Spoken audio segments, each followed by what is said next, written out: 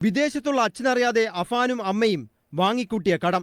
സാമ്പത്തിക അച്ചടക്കമില്ലാത്ത അഫാനെയും അമ്മയും ബന്ധുക്കളും കഴിഞ്ഞതോടെ കൂട്ടക്കൊലപാതകം. ഇതാണ് 5 പേരുടെ മരണത്തിനിടയാക്കിയ സംഭവത്തിലെ പോലീസ് കണ്ടെത്തൽ. അഫാനെ കൊണ്ടുള്ള തലവേദന കൊണ്ട് കുഴങ്ങിയിരിക്കുകയാണ് പൂജപ്പുര ജയിലിലെ പോലീസ് ഉദ്യോഗസ്ഥര്. ആദ്യമൊക്കെ എന്ന് കഴിഞ്ഞാല് അഫാൻ ആത്മഹത്യാ ഭീഷണിയായിരുന്നു. എന്നാൽ അതൊക്കെ മാറിയിട്ട് ഇപ്പൊ നേരെ തിരിച്ചാക്കിയിരിക്കുകയാണ്. എനിക്ക് എന്റെ ഉമ്മിച്ചിയെ കാണണം, എനിക്ക് എന്റെ ഉമ്മിച്ചിയുടെ കൂടെ ജീവിക്കണം, എന്നെ വീട്ടിൽ കൊണ്ടുവിട്, എനിക്ക് ഉമ്മിച്ചിയുടെ കൂടെ ജീവിക്കണം, എനിക്ക് എന്റെ ഉമ്മിച്ചിയെ കാണണം എന്ന് പറഞ്ഞിട്ട് ഭയങ്കര നിലവിളിയാണ് ജയിലിൽ സെല്ലിനകത്ത് കിടന്നിട്ട്. സെല്ലിൽ കിടന്ന് പിച്ചും പേയും പറയും, ഉമ്മിച്ചിയെ കാണണമെന്നും പറഞ്ഞിട്ട് നിലവിളിക്കുകയും ചെയ്തുകൊണ്ടിരിക്കുകയാണ് അഫാനാണെങ്കിൽ ആദ്യം ആത്മഹത്യാ ഭീഷണി ഉണ്ടായതുകൊണ്ട് ഈ സെല്ലിന് പുറത്ത് ഒരു പോലീസ് ഉദ്യോഗസ്ഥനെ ഡ്യൂട്ടിക്ക് നിർത്തിയിട്ടുണ്ടായിരുന്നു അഫാന്റെ സെല്ലിന് പുറത്ത്. ആ ഉദ്യോഗസ്ഥനോട് പറയാണ്, ഇതൊന്ന് തുറന്നു തരുമോ, എനിക്കാണെങ്കിൽ ഞാനങ്ങ് വീട്ടിൽ പോവുകയാണ്, എനിക്ക് ഉമ്മിച്ചിയെ കാണണം എന്ന് പറഞ്ഞ് വാശി പിടിക്കുന്ന അഫാനോട് പോലീസുകാരൊക്കെ വളരെ സൗമ്യമായിട്ടാണ് പെരുമാറുന്നത്. ഇന്നലെയാണെങ്കിൽ അഫാന്റെ വാപ്പയും അഫാനെ ഒരുമിച്ചിരുത്തിയിട്ട് ചോദ്യം ചെയ്യലുണ്ടായിരുന്നു. ഈ അഫാനെ കണ്ടുടനെ ഈ വാപ്പ പറയാണ്, നീ എല്ലാം നശിപ്പിച്ചില്ലേടാ, എല്ലാം തൊലച്ച് കളഞ്ഞില്ലേടാ എന്നും പറഞ്ഞിട്ട് ഈ റഹീമു പൊട്ടിക്കരയാണ് മകന്റെ അടുത്ത്.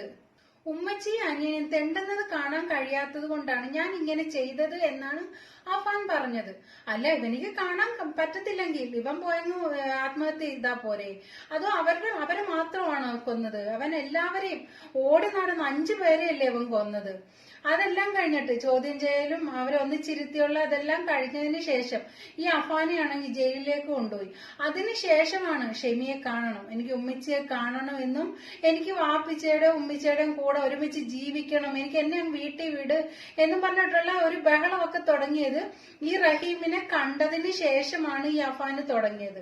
റഹീമിനെയും പ്രതി അഫാനെയും വെഞ്ഞാറമൂട് ഇൻസ്പെക്ടർ അനു കൃഷ്ണ ഒരുമിച്ചിരുത്തി മണിക്കൂറോളം ചോദ്യം ചെയ്തു. എല്ലാം തകർത്തെറിഞ്ഞു എന്ന് പറഞ്ഞ് റഹീം വിലപിച്ചപ്പോൾ അമ്മയും അനുജനും തെണ്ടാതിരിക്കാൻ കൊന്നുവെന്നാണ് അഫാന്റെ മറുപടി. എന്തിനാണ് അവൻ വീട്ടിലേക്ക് പോകാൻ വാശി പിടിക്കുന്നത്? ഇനി അവരെ കൂടി കൊല്ലാനോ? അവൻ പല തവണ പറഞ്ഞിട്ടുണ്ട്, ഞാൻ ഉമ്മിച്ചിയെ കൊല്ലുമെന്ന്, ഷെമിയെ കൊല്ലുമെന്ന്. ഒരു പോലീസുകാരോട് പല തവണ അവൻ ആവർത്തിച്ച് പറഞ്ഞിട്ടുണ്ട്. അതിനു വേണ്ടിയിട്ടായിരിക്കാം ഇനിയിപ്പോ അവൻ വീട്ടിലേക്ക് വരണം എന്ന് പറഞ്ഞ് വാശി പിടിക്കുന്നത്. ഒരുപക്ഷെ റഹീമിനെ കണ്ടപ്പോൾ എനിക്ക് മാനസാന്തരം ഉണ്ടായി എന്നൊരു തോന്നലാണ് എല്ലാവർക്കും, പോലീസുകാർക്ക്. കാരണം എന്ന് വെച്ച് കഴിഞ്ഞാൽ അതിനുശേഷമാണ് അവനിക്ക് ഇത്രയും കരച്ചിലും ബഹളവും ഒക്കെ വന്നു തുടങ്ങിയത്. എന്നാൽ റഹീം പറയുന്നുണ്ട്, എനിക്കിനി ഒരിക്കലും ഞാൻ അവനോട് ക്ഷമിക്കത്തുമില്ല, എനിക്കിനി ഒരിക്കലും അവനെ കാണുകയേ വേണ്ട എന്നാണ് ഈ റഹീം പറഞ്ഞത്. എന്നാൽ ഷെമിയാണെങ്കിലോ, ഷെമിക്കിപ്പോഴും മകനെ കാണണം എന്നും പറഞ്ഞിട്ട് തന്നെ വാശിയിലാണ് ഷെമി. റഹീമിന്റെ ബന്ധുക്കൾ ആരും തന്നെ ഈ ഷെമിയെ കാണാൻ വരാറില്ല. എന്നാൽ ഷെമിയുടെ ചില ബന്ധുക്കളൊക്കെ കാണാൻ വരാറുണ്ട്. എത്രയായാലും കൂടപ്പറപ്പുകളെ തള്ളിക്കളയാൻ പറ്റത്തില്ലല്ലോ എന്ന് കരുതിയിട്ട് അവര് ചിലർ വരാറുണ്ട്, ഷെമിയെ വന്ന് കാണാറുമുണ്ട്.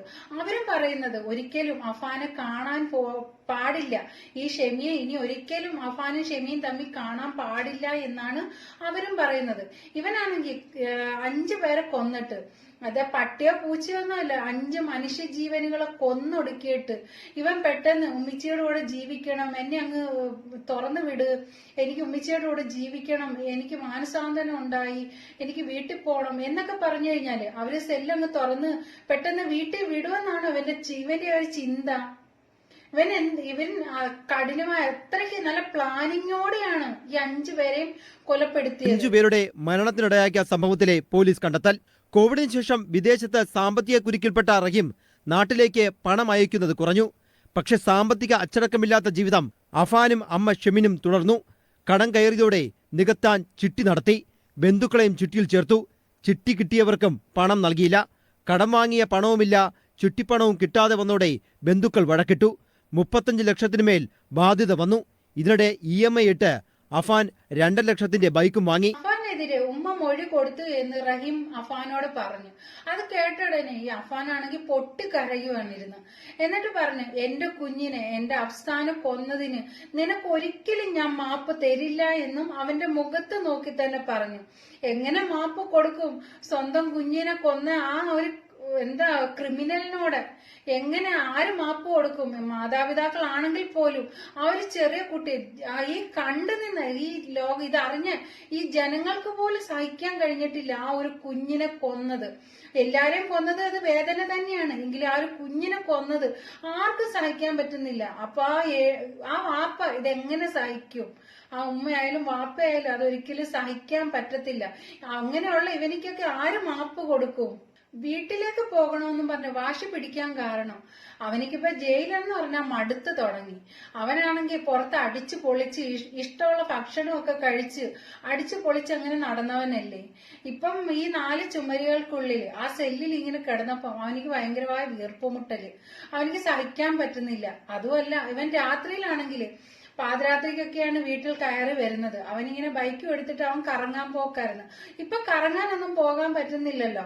ഈ ഒരു സെല്ലിനകത്ത് ഇങ്ങനെ അടച്ചുപൂട്ടി ഇരുന്നപ്പം അവനിക്ക് സഹിക്കാൻ പറ്റുന്നില്ല. അതുകൊണ്ടാണ് അവൻ ഇത്രയും കിടന്ന് ബഹളം വെക്കുന്നത്, എനിക്ക് വീട്ടിൽ പോണം എന്നൊക്കെ പറഞ്ഞിട്ട്. എന്തായാലും ഇവനെ കൗൺസിലിങ്ങിന് കൊണ്ടുപോകും എന്ന് പോലീസ് പറഞ്ഞിട്ടുണ്ട്. ഉമ്മച്ചിയെ കാണണമെന്ന് പറഞ്ഞിട്ട് വാശി പിടിക്കുന്നുണ്ടെങ്കിലും അഫാൻ ഇപ്പൊ കുറെയൊക്കെ ഒതുങ്ങി എന്ന് പോലീസ് പറയുന്നുണ്ട്. കാരണം എന്ന് വെച്ച് കഴിഞ്ഞാൽ ആദ്യമൊക്കെ ഭയങ്കര ഡിമാൻഡായിരുന്നു. എനിക്ക് പൊറോട്ടയും ചിക്കനും വേണം, കിടക്കാൻ ബെഡ് വേണം, എനിക്ക് പേപ്പറിനകത്തൊന്നും കിടക്കാൻ പറ്റില്ല, എനിക്ക് ബെഡ് വേണം എന്നൊക്കെ പറഞ്ഞിട്ട് ഭയങ്കര വാശികളൊക്കെ ആയിരുന്നു. എന്നാൽ ഇപ്പം അതോടൊക്കെ പൊരുത്തപ്പെട്ട് ഇപ്പം അധികം അങ്ങനെയുള്ള പോലീസുകാരെ ബുദ്ധിമുട്ടിക്കലൊക്കെ കുറച്ച് കുറഞ്ഞിട്ടുണ്ട് എന്നാണ് ഈ പോലീസുകാർ പറയുന്നത്. അഫാൻ ഇപ്പം ജയിലിൽ നല്ല നടപ്പാണ്. അവന്റെ ഏക ആവശ്യം അവനിക്ക് ഉമ്മച്ചിയെ കാണണം, എനിക്ക് വീട്ടിൽ പോകണം. ഇതാണ് അവന്റെ ഏക ആവശ്യം. ഇപ്പൊ ഫെബ്രുവരി 24-നാണ് വെഞ്ഞാറമ്മൂട് കൂട്ടക്കൊല നടന്നത്. രാവിലെ 10-നും 6-നും ഇടയ്ക്ക് 5 പേരെയാണ് അവൻ കൊലപ്പെടുത്തിയത്.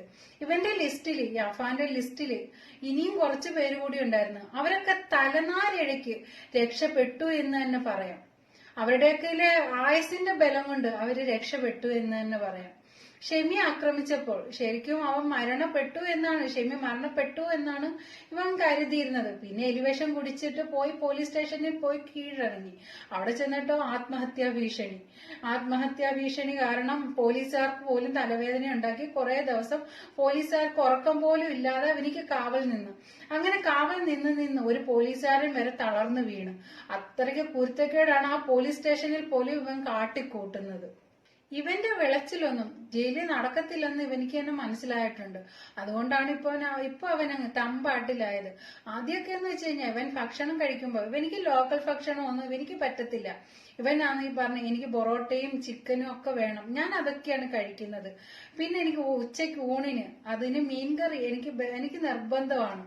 അങ്ങനെ അതുപോലെ തന്നെ കിടക്കാന് എനിക്ക് പേപ്പർ വിരിച്ചൊന്നും എനിക്ക് താഴെ കിടക്കാൻ വയ്യ, എനിക്ക് ബെഡ് വേണം, അങ്ങനെ ഒരു പാ വേണം എന്നൊക്കെ പറഞ്ഞിട്ട് ഭയങ്കര വാശികളൊക്കെ ആയിരുന്നു. എന്നാൽ പോലീസുകാർ അതൊക്കെ ചിലതൊക്കെ സാധിച്ചു കൊടുക്കുകയും ചെയ്തു. ഇതൊക്കെ ഈ 5 പേരെ കൊന്ന ഇവനിക്ക് ഇത്രയൊക്കെ സൗകര്യം ഒപ്പിച്ചു കൊടുത്തതിന് പുറത്ത് ജനങ്ങൾ ഒരുപാട് രോഷാകുലരായി. കാരണം 5 പേരെ കൊന്നിട്ട് ഇവനിക്ക് ഇത്രമേ ചെയ്തു കൊടുക്കുന്ന പോലീസുകാര് കാക്കി ഊരിയിട്ട് പോയി ചരയ്ക്കാൻ വെക്കൂടെ എന്നും പറഞ്ഞിട്ട് പോലീസുകാരെ തെറിവിളിയാണ്. സത്യം പറഞ്ഞ പോലീസുകാരെ കുറ്റം പറയാൻ പറ്റത്തില്ല. കാരണം ഇവനെയാണെങ്കിൽ കോടതിയിൽ ഹാജരാക്കുമ്പോൾ ഈ പോലീസുകാർ അടിച്ച് എന്നൊക്കെ പറഞ്ഞു കഴിഞ്ഞാല്, കോടതിയിൽ പറഞ്ഞു കഴിഞ്ഞാൽ അതൊക്കെ ബാധിക്കുന്നത് ഈ പോലീസുകാർക്കാണ്. അതുകൊണ്ടാണ് അവരൊന്നും ചെയ്യാതെയൊക്കെ ഇരിക്കുന്നത്. എന്തായാലും വൻ സാമ്പത്തിക ബാധ്യതയാണ് ഈ ഒരു കൊലപാതകത്തിന്, ഈ കൂട്ടക്കൊലയ്ക്ക് കാരണം എന്ന് പോലീസ് പറയുന്നുണ്ട്. എന്തായാലും ഷെമിയും സത്യങ്ങളെല്ലാം പറയുന്നുണ്ട്. ഇപ്പൊ എന്തായാലും ആ ശ്രീകണ്ഠൻ നായരുടെ വീട് അതങ്ങ് വീട് കൊടുക്കാമെന്ന് പറഞ്ഞതിന് ശേഷം ഷെമി മണി പോലെയാണ് സത്യങ്ങൾ പുറത്തോട്ട് വന്നുകൊണ്ടിരിക്കുന്നത്. ഇത്രയും വലിയ സാമ്പത്തിക ബാധ്യതയ്ക്ക് കാരണം ഷെമിയുടെയും അഫാന്റെയും ദൂർത്തടിച്ചുള്ള ആഡംബരമായ ജീവിതമാണെന്ന് പോലീസ് സ്ഥിരീകരിച്ചിട്ടുണ്ട്. എന്തായാലും ഇത്രയൊക്കെ കടത്തിൽ മുങ്ങി താന്നുകൊണ്ടിരിക്കുമ്പോഴും ഇവനാണെങ്കിൽ പോയി 2 ലക്ഷം രൂപയുടെ ഒരു ബൈക്കും കടവായിട്ട് വാങ്ങിക്കൊണ്ട് വന്നിട്ടുണ്ട്. ആ സമയത്ത് പോലും ഇവരുടെ കയ്യിൽ ഒരു 10 പൈസ ഒരു രൂപ പോലും എടുക്കാനില്ല. ഷെമിയുടെ കയ്യിലാണെങ്കിലും അഫാന്റെ കയ്യിലും യാതൊന്നുമില്ല. എന്നിട്ടും ആഡംബരത്തിന് യാതൊരു കുറവുമില്ല. പോയി 2 ലക്ഷം രൂപയുടെ ബൈക്ക്, പിന്നെ വില കൂടിയ ഫോണ്, ഇതൊക്കെ EMI ഇട്ടിട്ട് ഇങ്ങ് എടുക്കുവാണ്. അഫാന്റെ ഇപ്പോഴത്തെ ആവശ്യമുണ്ടല്ലോ, എനിക്ക് ഉമ്മച്ചിയെ കാണണം, എനിക്ക് എന്റെ വീട്ടിൽ പോകണം, എനിക്ക് എന്റെ ഉമ്മച്ചിയുടെയും വാപ്പച്ചിയുടെയും കൂടെ എനിക്ക് ജീവിക്കണം, എനിക്ക് മാനസാന്തരം വന്നു എന്നൊക്കെ ഇരുന്ന് പറയുന്നുണ്ടല്ലോ, അതിന്റെയൊക്കെ സ്റ്റേജ് കഴിഞ്ഞുപോയി. ഇവൻ ചെറിയ കുട്ടിയൊന്നുമല്ല, 23 വയസ്സുണ്ട്. ഇവനിക്ക് ചിന്തിക്കാനുള്ള പ്രായമുണ്ട്. അപ്പൊ ഒരു തെറ്റ് പറ്റാതെ സൂക്ഷിക്കേണ്ടത് അവൻ തന്നെയായിരുന്നു. ഇനി പറഞ്ഞിട്ട് യാതൊരു കാര്യവും ഇല്ല. മനുഷ്യനാണ്, കടങ്ങളും ബാധ്യതകളും ഒക്കെ ഉണ്ടാവും, അത് സ്വാഭാവികമാണ്. എന്നാൽ ഇത്ര വലിയൊരു തുക ബാധ്യത വന്നപ്പോൾ ആ റഹീമിനെ ഒന്ന് അറിയിക്കാമായിരുന്നു. അത് ആ ഷെമി പോലും ചെയ്തില്ല എന്നുള്ളതാണ്.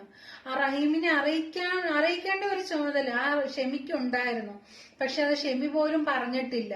ഇതൊക്കെ ഈ റഹീം നാട്ടിൽ വന്നപ്പോഴാണ് ഇത് ഒരുപാട് കാര്യങ്ങൾ ഇവര് രണ്ടുപേരെ കുറിച്ച്, ഉമ്മായെ കുറിച്ചും മോനെ കുറിച്ചിട്ടും അറിയുന്നത്. ശരിക്കും ഞെട്ടിയിരിക്കുകയാണ് ആ പാവം മനുഷ്യൻ. ഒരിക്കലും പൊറുക്കാനും ക്ഷമിക്കാനും കഴിയാത്ത തെറ്റാണ് അഫാൻ ചെയ്തിരിക്കുന്നത്. ഇത്രയൊക്കെ തെറ്റുകൾ ചെയ്തിട്ടും ഈ 5 പേരെ കൊലപ്പെടുത്തിയിട്ടും സ്വീകരിക്കാൻ കാത്തിരിക്കുകയാണ് ഷെമി. എന്നാൽ റഹീം ആണെങ്കിൽ അവനെ പൂർണ്ണമായിട്ടും തള്ളിക്കളഞ്ഞിരിക്കുകയാണ്. ചെയ്തു പോയ തെറ്റുകൾ ഒരിക്കലും തിരുത്താൻ കഴിയത്തില്ല. തെറ്റുകൾ ചെയ്യാതെ സൂക്ഷിക്കുക. എന്തെങ്കിലും തെറ്റ് ചെയ്തു പോയാൽ അവിടെ തീരുന്നത് നിങ്ങളുടെ ജീവിതം തന്നെയാണ്.